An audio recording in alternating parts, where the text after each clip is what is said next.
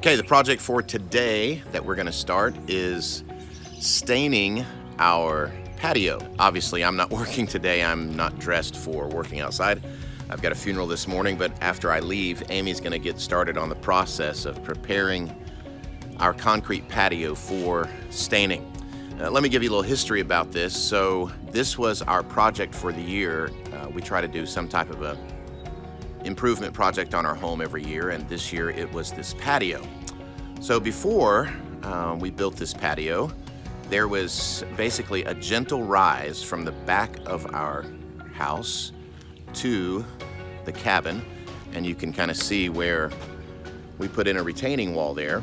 So there was this gentle rise. So the process was I had to first excavate the dirt out and dig out that rise and kind of level it out. Then I graded the ground back here and leveled it. Then came in with some gravel to set the retaining wall. So this is the first retaining wall I've ever built, but my family helped me in the process.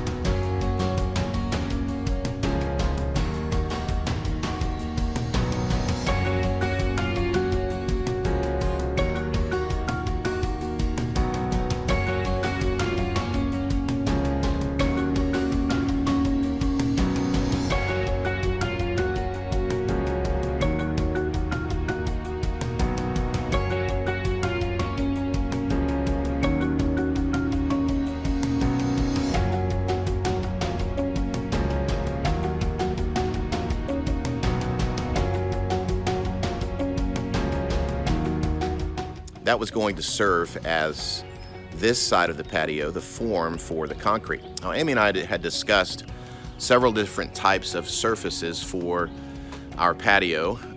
We talked about pavers, and we talked about coming with stamped concrete, but ultimately we just went with regular poured, brushed concrete, primarily, really two reasons. One, because of the cost. It was about half as much as going with pavers or stamped concrete. And secondly, we went with this surface because it's pretty durable, and we don't have to worry about in 2 years or 5 years a paver here or a paver there coming loose or becoming wobbly. We can just trust that it's going to be a solid surface for a long time. So after we constructed the wall, I came in and put in gravel and compacted the gravel and had a good solid base for the concrete to be poured, and then we poured the concrete. Or I didn't pour it, I had it poured. That's the one thing on this project I did not do because I wanted it to be done right. So after they poured it, we had to wait 28 days. This is the recommendation. So process, gonna pressure wash and clean. There's Kitty. We're gonna pressure wash the concrete just to get any type of residue off that may be there. Secondly, we'll come with a wash of muriatic acid, which will etch the concrete to make sure that it will receive the stain properly. Wash that off, and then come in and apply the stain and let the stain sit for as long as 24 hours as it performs the chemical process, and we kind of keep an eye on the color, and it will become darker over time. Then after we do the stain, we'll come in with a sealant and seal the concrete. So that's the process. I'm about to leave, and Amy is going to come, and she's going to start the process of blowing this off with a blower, pressure washing it, and start the etching process with the muriatic acid.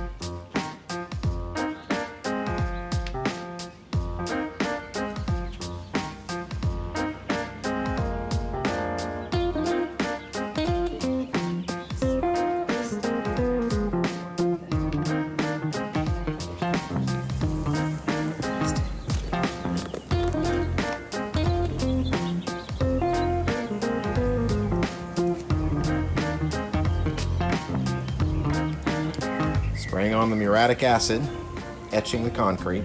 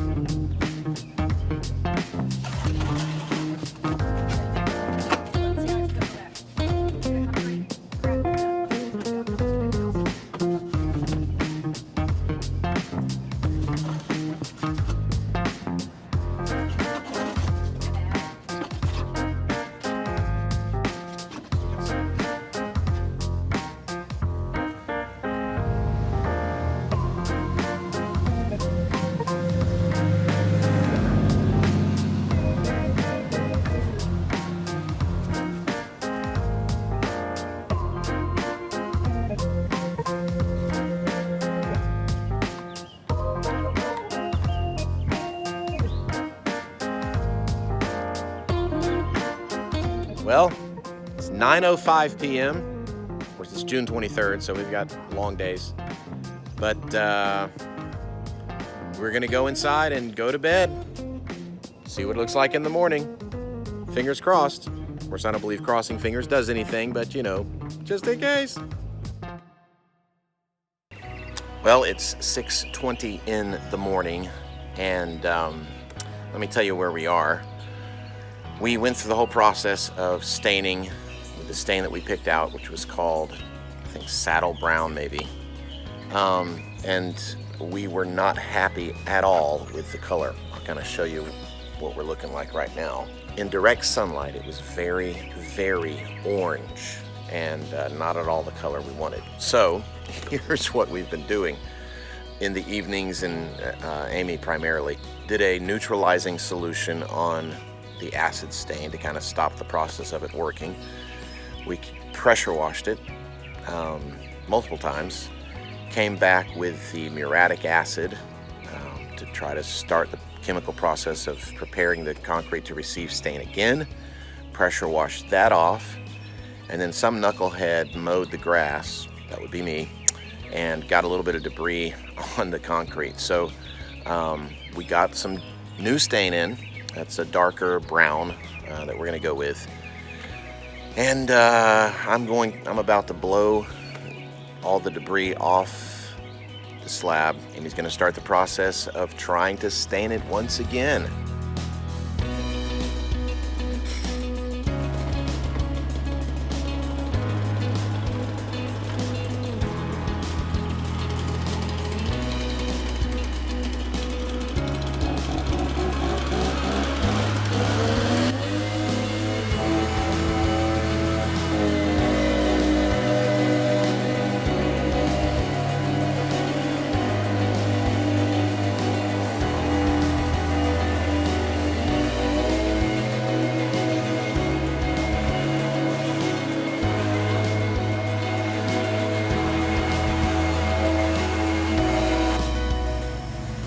Here's the new color. Diluting this at a 1-to-1 ratio, 1 gallon of water with 1 gallon of the stain concentrate. What was this one called, Amy? Buffalo. Buffalo is the name of this color. So, it smells kind of like a buffalo. Trial number 2.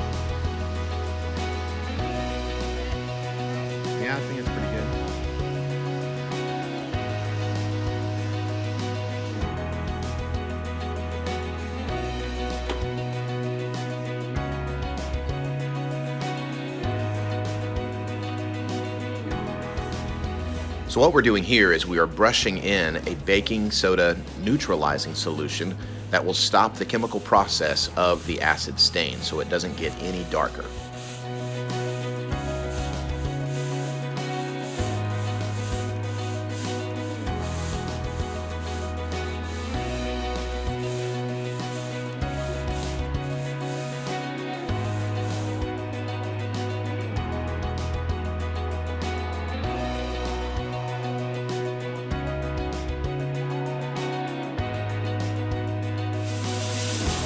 Then we rinse off the baking soda solution to prepare it to be sealed.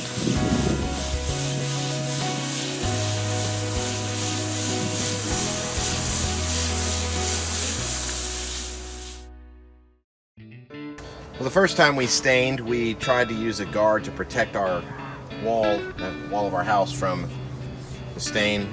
That worked somewhat. Second time, didn't do it. So, Amy is painting over the spots where the stain splashed up onto the house. And doing a wonderful job as always. Riding on a skateboard, a longboard, as she scoots around the house to paint. Brilliant.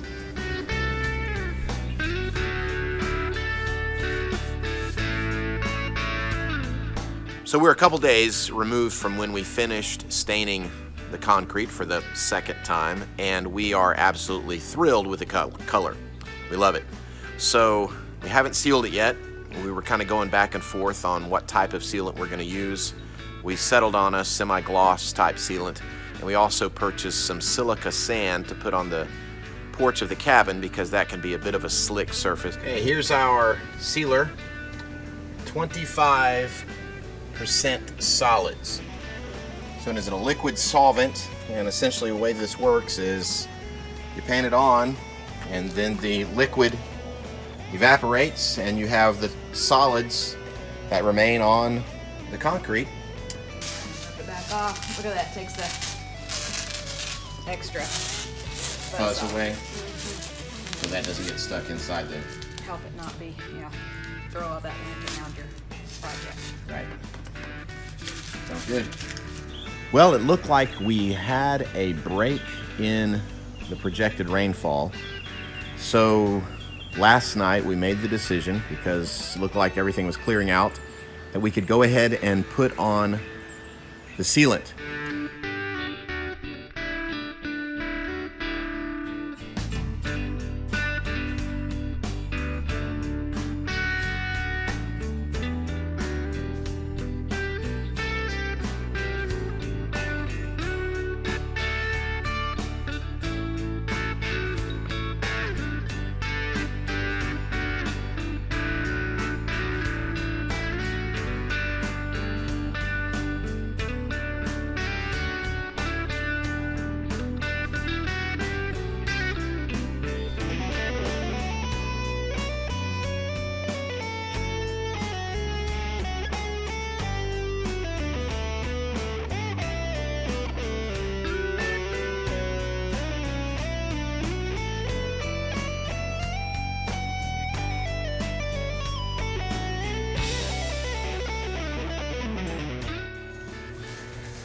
Well, the rain missed us.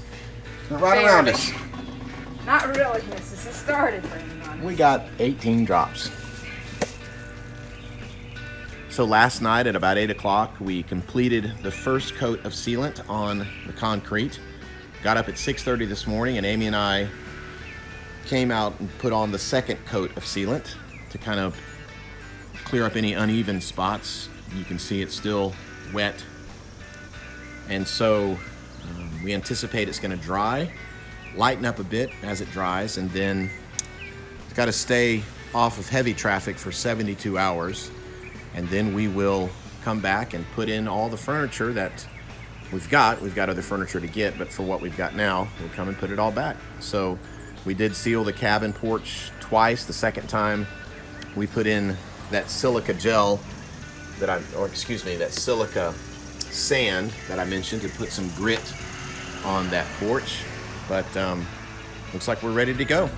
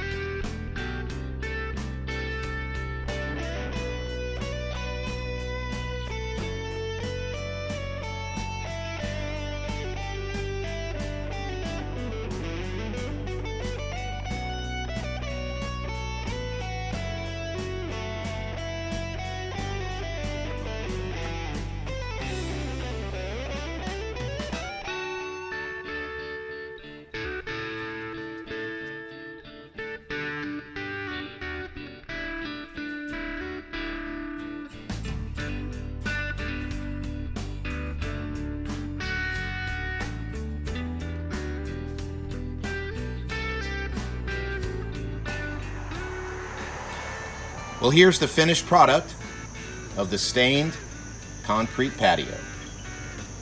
And here's a preview of a couple of upcoming episodes of the Project Pastor. Amy and I will do a mini project where we hang these Edison string lights from the cabin to the house. Additionally, we're going to replace these plastic Adirondack chairs with some wooden ones that we're going to build. And finally, this handrail. A wooden handrail with livestock fence panel. I'll build that one and another one in an upcoming episode as well. Well, that's another project finished. So as I close, let me leave you with this. The Bible says in the Old Testament, in Jeremiah chapter 2, though you wash yourself with lye and use much soap, the stain of your guilt is ever before me, declares the Lord. But then in the New Testament, Ephesians chapter 2 says this, but God, being rich in mercy, because of the great love with which he loved us, even when we were dead in our trespasses and sins, he made us alive together with Christ. By grace you have been saved.